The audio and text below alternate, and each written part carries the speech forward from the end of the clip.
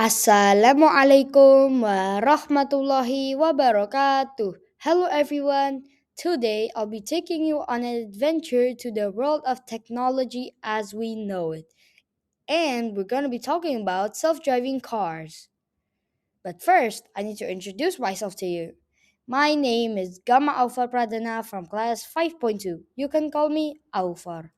And I love playing video games and doing sports, the perfect balance.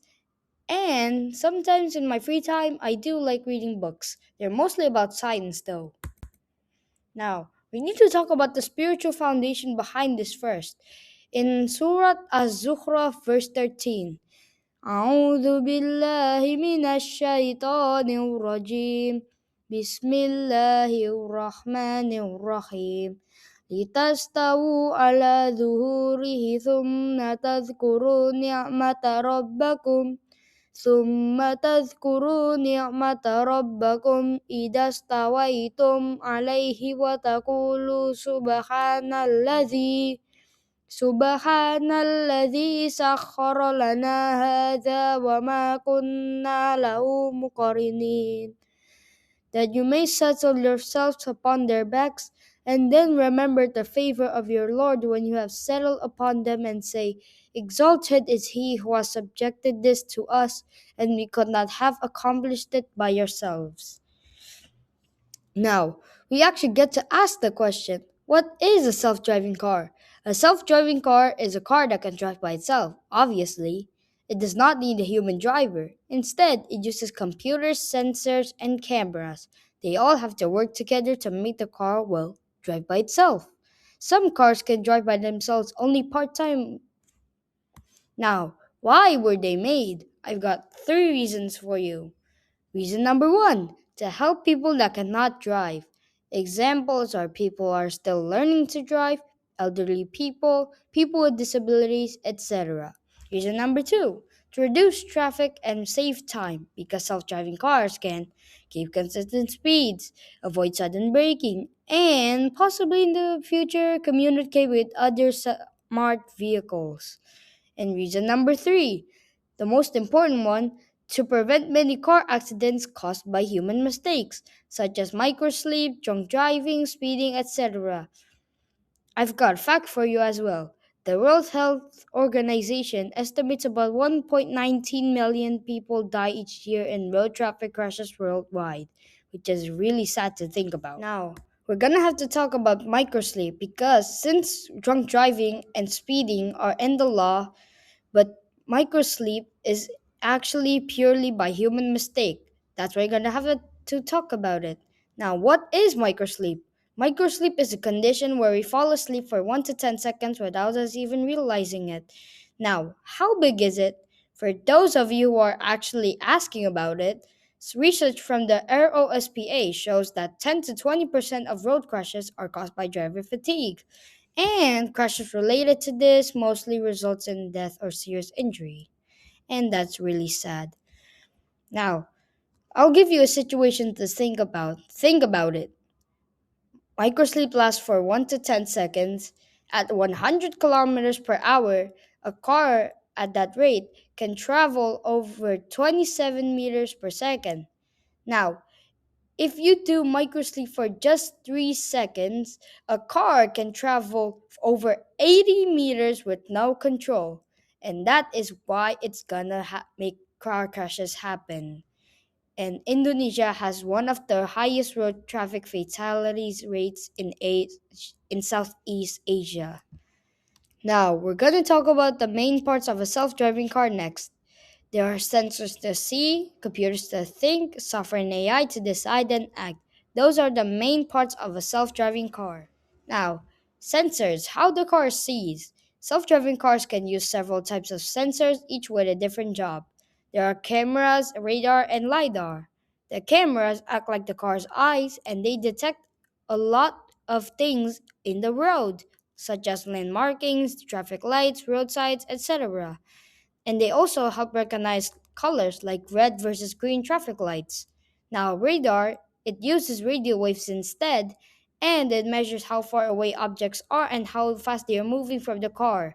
It works especially well in the rain, fog, or darkness, unlike the other sensors.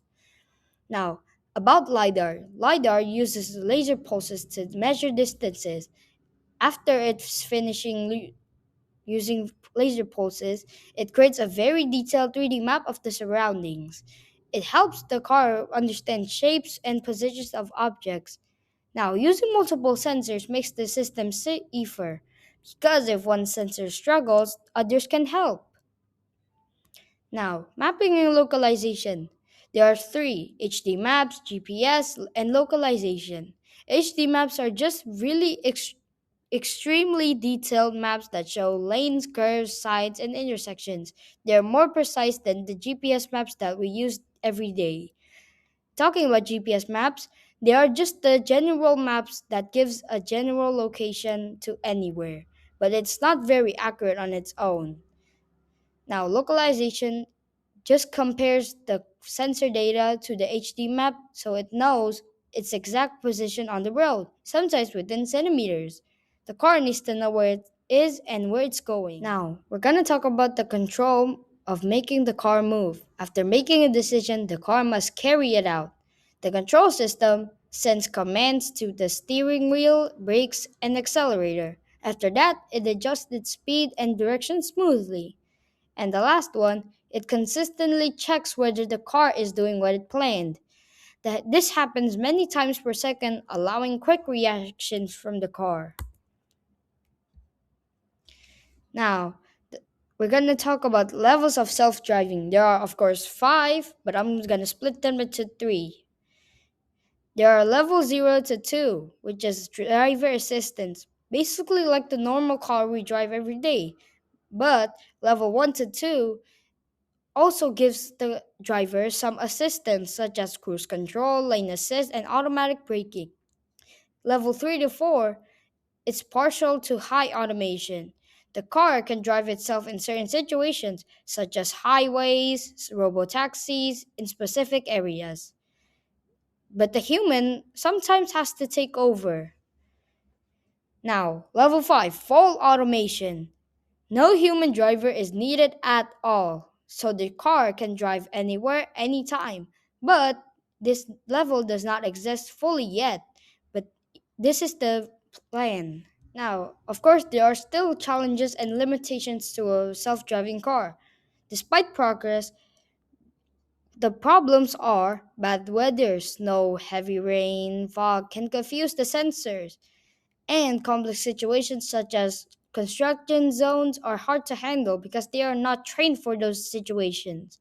And technology must be extremely reliable to be safe. Legal and ethical questions still need answers, and public trust and acceptance is still growing. Now, the future of self driving cars. Self driving technology is improving every year we move. AI models are getting smarter, sensors are becoming cheaper and more accurate, testing and safety rules are expanding, and fully autonomous cars may be common, but it will take time. Most experts believe self driving cars will be first common in limited areas, like cities or highways, before spreading everywhere. Now, we reach the conclusion of the presentation.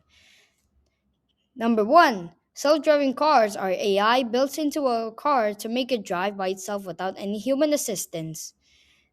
Number two, self driving cars were made to reduce accidents caused by human mistakes, like microsleep incidents. Number three, this is a bit of a long stretch. Allah also mentioned in the Quran that humans can use vehicles for activities so that we can feel grateful for Him. But at that time period, humans could only use animals as a way of transportation.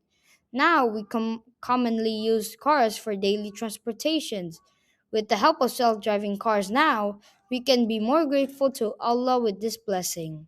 That's it from me. If there's any questions, you could just tell me, but I don't have time for now. So that's it from me. I'll see you sometime in the future. Wassalamualaikum warahmatullahi wabarakatuh. Bye.